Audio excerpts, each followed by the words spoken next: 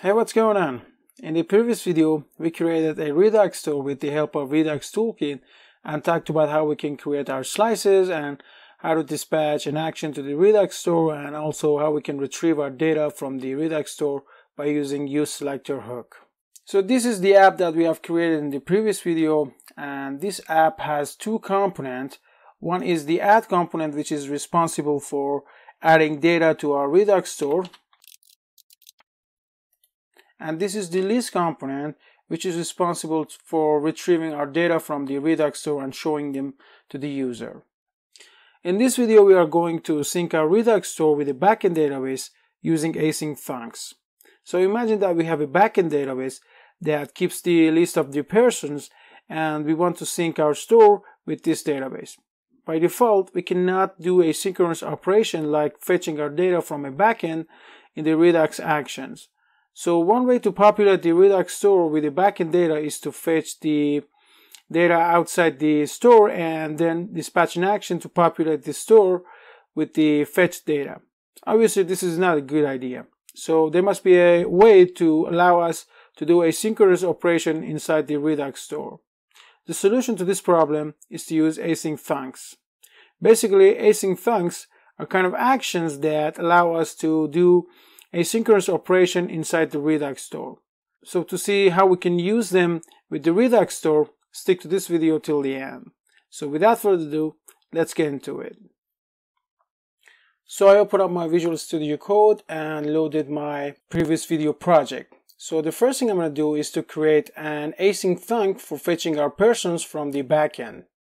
So I go to the person slice, and before this person slice here, I'm going to create an async thunk. So I say export const, I'm going to name it fetch person. So I say fetch person, and this fetch person equals to a function called create async thunk, which comes from the Redux Toolkit. So I say create async thunk, and this create async thunk function takes two parameters. One is a key for this async thunk, which has to be unique among other async thunks in the store. So I say, for example, fetch person / fetch for the key, and the other is an async function which actually retrieve our data from the backend. So I'm going to create an arrow async function here. So I say async and create an arrow function which takes a parameter named thunk API. And inside this function, I'm going to fetch our data from the backend. So I say const response equals to await fetch and put my API address. I have a local server which exposes two API, one for adding data and the other for retrieving data from the backend. So I put it in the fetch function and set the method of this fetch function to get, and say const data equals to response.json, and then return our data. So that's it. We have created an async thunk. This create async thunk takes two parameters. This is the key for the async thunk, which has to be unique, and the other just regular async function that retrieve our data from the backend database. So the next step is to add this async thunk, which I've created here, to this person slice. To do this, inside the person slice and below the reducers object, we are going to add a function called extra reducers. And this extra reducer function take a parameter called, and inside the body of this function, I'm going to say builder.addCase. And this addCase function takes two parameters. The first one is the name of our thunk, which is fetch person, and then dot fulfill. So basically, every async thunk has three states. The first one is fulfilled for when this async function inside the thunk returns data without any error. The second state is loading state, which is just a loading state for when the async function inside the thunk has not yet been resolved. And the third one is error state, which is for when the async function inside the thunk returned with an error. So here we want to say that when fetch person has been fulfilled, do something for us.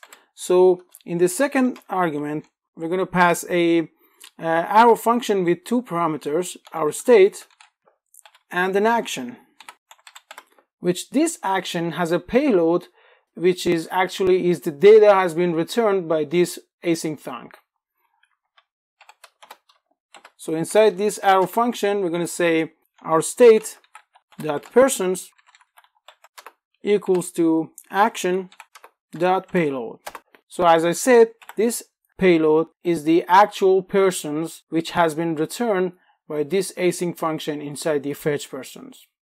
Now let me add another async thunk for saving a new person to our backend database. So here, just like before, say export const, and in this case we're going to name it save person, and this equals to create async thunk function, then the key for the async thunk, which in this case I'm going to say person slash save, and then an async function, which this async function takes now two parameters. The first one is the name of the person which we are going to save, so I say to type string, and the second one, just like before, our thunk API. Inside the body of this function, I'm going to call fetch API, so I say const response equals to await fetch, and the address of our backend API, and then set its method to post, then set its header, say content type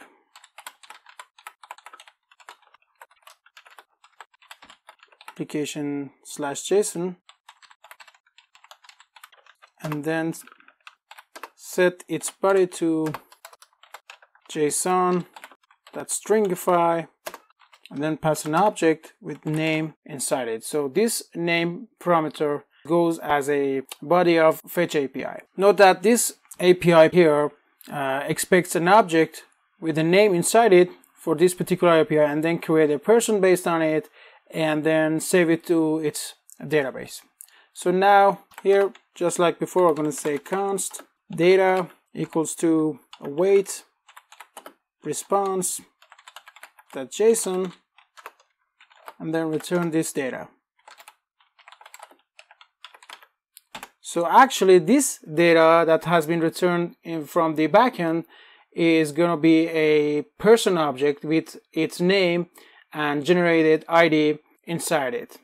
So now let me add or register this async thunk in extra reducer function. So here I say builder that add case, and say when save person has been fulfilled, run this callback for me. So I say state and action,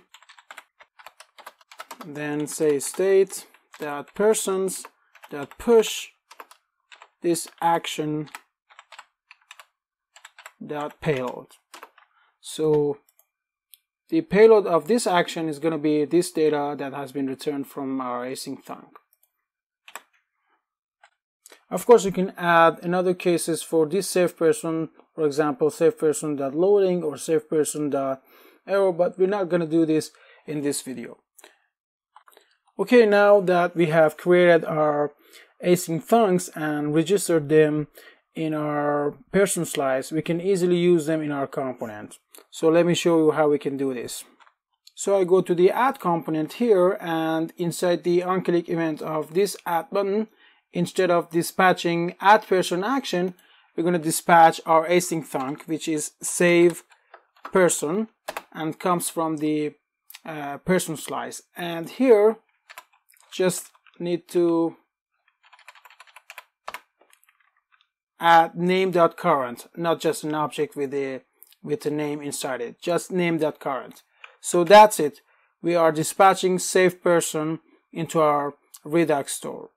And in the app.tsx, we are going to dispatch fetch person thunk to fetch the persons from the backend server and populate our store with that data. So here we're going to define use app dispatch. So I say const dispatch equals to use app dispatch, and then in the use effect hook we're going to say dispatch fetch persons, which comes from the person slice, and this fetch persons takes no parameters. So that's it. And this fetch persons is going to fetch our data and then populate the state from the return data that has been returned from the backend database. And also in the list component, we, as before, we have a use app selector that select the person state from the person slice and loop through these persons and show them to the user. So let me run our server and see our app.